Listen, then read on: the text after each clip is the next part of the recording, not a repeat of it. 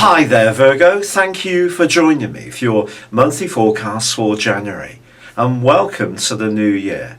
And your home, where you live, or just in terms of how you feel within yourself, are set to be themes that run right through this year.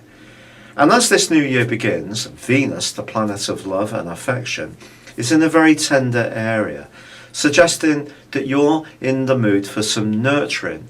Now you could direct this towards your home in terms of some kind of scheme to upgrade it, redecorate it, or perhaps if you're hitting the sales, you're going to invest in some home furnishings which really give you a greater sense of comfort. But for some Virgos, moving home might also be a theme for 2016. And that may be something that you're discussing or thinking about actively as this new year begins. Your ruler Mercury is also much to the fore. It's going to switch signs on the 2nd into Aquarius. Now it's only going to be in Aquarius for a short period at the very start of this month, because it slams on the brakes. The first retrograde of the 3 that occur each year begins on the 5th, and by the 10th, well, it's back in the sign of Capricorn, and Capricorn of course is your sister Earth sign. So Mercury retrograde is going to be an issue this January, but also Jupiter, located in your sign, slams on the brakes and goes into retrograde on the 8th. So what does this all mean? Well, we also have another change which occurs on the 4th of this month, and that is that Mars moves into a very upbeat, active and lively part of your scope, which can give you a greater desire to have your voice heard. But there's no doubt about it, the more expressive energies that come from the Sun as this new year begins is asking you to find ways to be more yourself, to be the more authentic person you want to be, but in a way that you feel really comfortable with at an emotional level. So I do think it's possible that there can be these changes to the home in terms of the decorative, physical or emotional side of things. Or it's possible you may even start to work from home, or if you've got spare accommodation, rent it out to somebody. Or there can be changes in terms of the members in your family. And news could come or emerge as early as this month in terms of that. So in terms of the foundations of your world, I do think things are going to be very busy.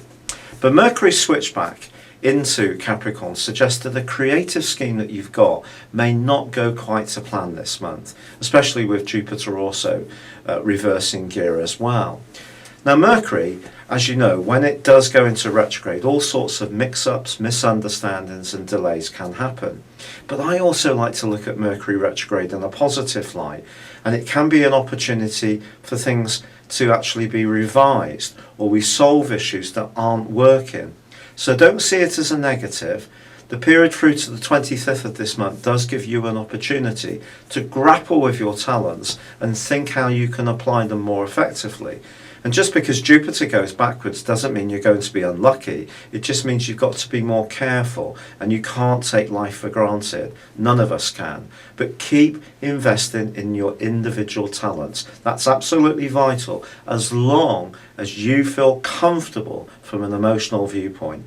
And that really should be your sounding point for whatever you do. The relationships you have, friendships, social activities, work, as long as it all feels comfortable at a heart level, that's going to be your guiding principle this month in a big way.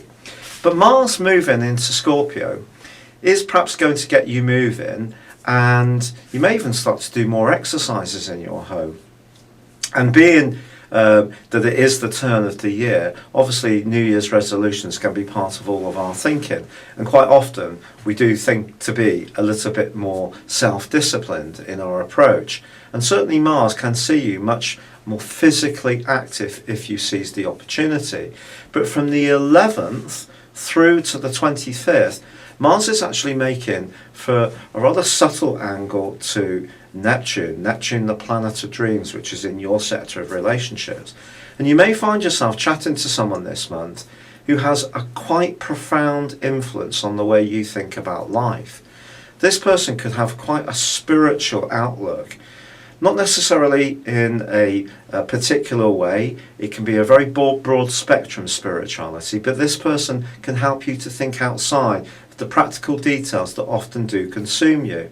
And the conversations you have can be brilliant, really enriching, and can see you thinking more about sacrificing yourself in some way in terms of helping this person or working in some kind of cooperative relationship or way. So a joint interest can definitely be something that Mars helps you with. But Venus does clash with Saturn at the start of week 2. And if there are any touch and go issues around who you live with or how you live, they could come to the surface then. By the end of that week, actually, if you step back and think about something again, you may actually get a brainwave which can create the answer that you're looking for, which can really delight you. But the last 2 weeks of the month do see Mercury side by side with Pluto, and Pluto in turn is clashing with Uranus again this month. It's going to be doing this for the first 3 months of 2016, and then this really difficult influence, which has been affecting us all for some years now, finally comes to a close, and we can all punch the air with joy because it has been very, very tricky. And for you, it's kind of made you restless about the things that you're really committed to, and in a way where you feel that you can actually get some recognition for your talents. It's all very well giving, it has to be a case of getting as well. And if financially there's been an imbalance between your talents or your perceived ideas and what your return is, then you may still have to be very open-minded about how you're going to approach things this month. And flexibility is going to be a key. And that's why I think you should see the retrograde on Mercury as a positive. Because if things do alter, there's a bigger reason that may not be obvious. So if you do encounter some frustrations, whether it's an idea you have, creative project, even around your love life, there is a bigger reason, and it will be revealed eventually. And by the 25th of the month, of course, Mercury is starting to go forwards. But on the 21st, the Sun powers into your 6th solar house, which is an area that you can really relate to because it has a kind of similar echo to your own zodiac sign's virtues. And it is about making sure that life runs efficiently and smoothly. But in the sign of Aquarius, this is also saying that working collaboratively with other people can help you too. But if there is somebody that you find difficult to get along with or trust is an issue, that can be revealed on the back of the full moon on the 23rd. So stay mindful of that. And as the month comes to a close, coupling your talents with practicality, and always, does it feel right at heart level? Do you instinctively feel guided, that your moods feel comfortable with you? And if you apply that to everything you try this month, it will work out better than you might think. It's been a real pleasure with you. Thank you for being with me. Good luck and goodbye for now.